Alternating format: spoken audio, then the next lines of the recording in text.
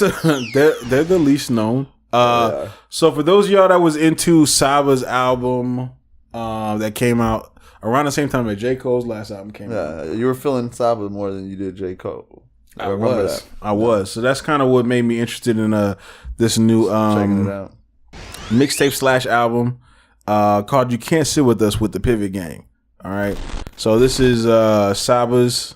All them looking dapper, looking fresh, suited up, right on the cover. This is Saba's pretty much, I guess. I'm not sure if this is label or if this is squad. It's homies. Yeah, it's homies or whatever. If you're a fan of Saba, you'll probably like a large part of this album. Mm-hmm. If you're not a fan of Saba, this may come off a little different for you. Yeah. You might not enjoy it. Yeah. What did you think of?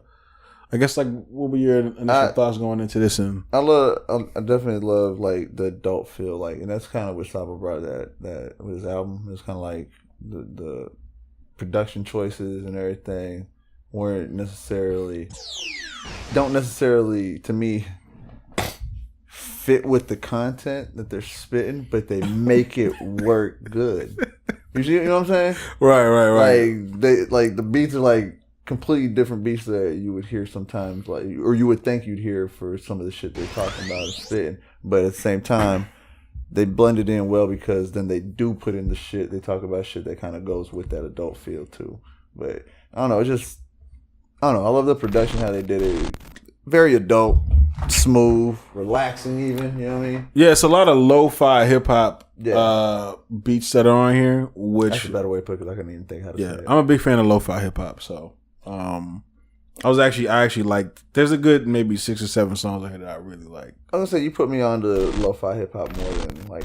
Put you on, because from back in the day, I probably was more like, I ain't really feeling this and that. But you know, you kind of did it yourself when we were doing music. I was getting into that. Yeah, you were getting into that, and that's what kind of put me on to checking it out more, because, like I always said, I always felt like you was like. You and Mike back in there, y'all was like aces. Y'all were like the ones I was like, I gotta step up my game. But you could tell that I was calming down. But yeah, you calming down. But that's what I kind of felt. I was getting more in pocket. You were actually getting more in that. You were like you found your place in the sense of where it's like you knew where like this is what you wanted to actually spit about. You kind of you grew from that. Like I can't say that I didn't grow, but you know I just grew within what I was spitting about, you know, how we were both spitting like more crunk, talk shit type shit. And then you kind of took it to like an adult level, smooth beats, you know, you were in the currency at that time a little more also. So it's kind of like more laid back and shit. And that shit was dope. I mean, that's what got me into it. And then, I mean, this kind of sounds like that. Yeah, it sounds exactly. And that's, I mean, I was feeling that shit definitely. And I was listening to what they're saying. They got some dope bars in there. Like everyone got some nice lines. You know what I'm saying, I wouldn't say it's like full blown blow your mind the bars. I was gonna talk about these bars. They have moments where you're just like that was nice. That was fresh how they fit that together. Right. And you know, like some of them just like who said that? Who was that? So then I gotta look back and kind of see like in order who was saying it. Like I was like, okay, that was a hot line by this guy. I got a quick question for Black Tie. Did you listen to this album? He was like, no. I don't think I got the review list. Oh, okay. So, you got the list. You just didn't notice it was in there. Is this on Tidal? No. Well, this album, this is everywhere. On everywhere. All right, just checking. Yeah. I know how y'all are. But okay, so the bars. Let's talk about some of these bars. All right. I wish I would have wrote some more down. Well, there's a couple. They're young guys. Yeah. I don't really know the age range on them. But I would want to say anywhere from maybe 19 to 23, 18 to 23 in that range. That's what I'm kind of feeling like their age range is. And it sounds like it. Yeah. It sounds like when you're with your friends and y'all are just figuring out how to write a punchline, and now you're at the point where every line is a punchline. Yeah. And it's to the point where you're turning everything into like some kind of clever line, right? Yeah. That's what everybody did in the beginning when they first started. The ones who wrote bars, anyways, like spit like that, right? You get in there and you're having fun, and you're just it doesn't matter what the line is going to be. Like you're going to fit something clever in there, exactly. Right? Yeah. Which I appreciate because they're trying. It's a thought process. It's a thought process. It definitely shows that there was thought put into it. It's not just like I'm rhyming a couple words. You're actually trying to make something work within those words rhyming. You know what I'm saying? You make something more out of it. Right. You know. But the thing that comes with like seasoned rappers versus like new rappers is there's some things you just gotta let go. Okay.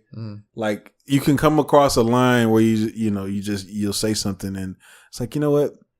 Yeah, that's a cool line, but I don't need to say that.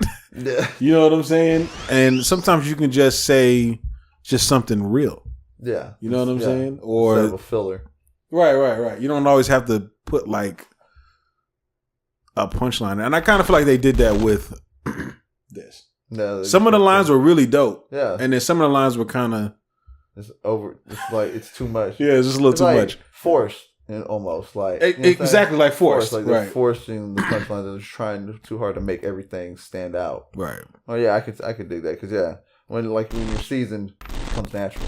Right, it comes natural. You're not forcing anything. And it comes at the right time. It's not just right. It's like you're going, and then you're just like it's a build up. Boom! You're not even thinking about it. It's just there because you just let it like naturally progress. Yeah. Versus like, yo, let me try to think of like what I'm gonna put in here, whatever. You know what I'm saying? That's how it starts. Yeah. That's why I think like I like them because I know that as they go a little bit more, they get a little more comfortable. Mm-hmm. They start to kind of lay back, like kind of, how I was when I started getting to a certain point, I just started laying back with it. Yeah. And you just let it come to you. You don't go for it. You know what I'm saying? And I think they'll get to that point. I think they will too. They're actually a pretty good Dreamville squad. Little runner up. You know what I'm saying? Yeah. Definitely because they definitely have that feel, of like that they work together. Like it's not like throwing a mashup of just random people and see if this works. You can tell that they've done this. Like they've been working on music together. They have good chemistry. That's what I'm looking for. Right. Yeah, there's good chemistry within them, within the group. You can tell, and just keep working on that shit. And like y'all can definitely be a threat. Once y'all get get it to the point where it comes natural. Right. Some of my favorite tracks on here: Hero, Death Row, first track. Mathematics, the last song, Carnival. I actually know some of these artists like Sylvan, LaCue. Mick Jenkins is on here on No Vest. Smino is on here. Yeah, they got a pretty solid little underground. And a lot of these tracks, some of them I did get a little like confused because I don't know if they're like hard tracks or kind of like club or trap. You know what I'm saying? It's just kind of weird. Sometimes with some of their abstract flows and ideas on certain beats, sound a little weird. You know what I'm saying? But like I said, I think they'll figure that out. As they progress. Yeah. What you giving this? Scale of 1 to 10. Scale of 1 to 10. I'm gonna have to give it a 7.5. That's exactly what I gave it. 7.5. Strong 7.5. Yeah. Definitely 7.5. I wanted to lean almost giving them that 8, but just a few of those where it's just like a little off and like the oversaturated punchlines. Definitely remind me of the time when once you figure it out, like how to write a good punchline and you want to make everything. And you want to make everything a punchline, right? I was in that stage at one point where it's like I was trying to make everything stand out because I was enjoying hearing other people do that shit. So then it's like I wanted to do it and I wanted to. So you just wanted to make the most cleverest shit possible. And then I just realized eventually I got to my point where it's like I'd hit the punchline, but like I know you used to hear my shit. It's like it'd be sneaky. Right. A lot of my shit wouldn't. That's the good shit when it's super sneaky. Yeah, and you just be like, oh shit, your third time hearing it, then you catch it or some shit like that. Right. So they definitely will grow, get there. When do y'all think that a group or an artist should drop their group? When an artist should drop their group? Yeah. When they start pushing their group. When they should basically, you're saying like artist comes out. At what point should an artist say, "All right, it's time to bring in the crew"? Okay, when should they do that? First album? No. You should never do it the first album. You can have maybe have a track with your crew in there, but don't saturate your whole album with just your crew. What about 50 Cent with G Unit? You Rich Die Trying came out. I don't even think that shit was even finished yet, and he started putting G Unit out. Sure. But see, he had it didn't. Yeah, that's true. What groups last though? But he had a force behind him as well, so it's kind of like he had to make sure that shit was. Think about it, 50 Cent changed the game himself with the way he came into the scene. You know, Strike While the Iron's Hot too. Yeah, that too. You might not ever have this chance again. Mm-hmm. Your squad will never get. You know what I'm saying? I mean, Saint Lunatics, Nelly. They struck while the iron was hot. Yep, they did. Again, it fizzled out, but they got it off while it lasted. Yeah, they have a moment. They get in made there, a stamp. Make a couple million. Open you up at McDonald's. You good? Hey, I'm talking. You good? G? I brought them up right now. That means they made some kind of stamp on the game. You know, so it's like Saint Lunatics. They did some of me. Everyone kind of brings that out and does that. This extra push and effort we've been getting from Cole lately. Seems like there's been a lot more poured into it. Mm-hmm. Again, he's been around for a minute. Yeah. Like right now, if he had a roster like that, now would be a good time if Drizzy wanted to push some people. Perfect time. This would be a good time for Nicki to push somebody. Push she wouldn't be a hater. Perfect time. Yeah.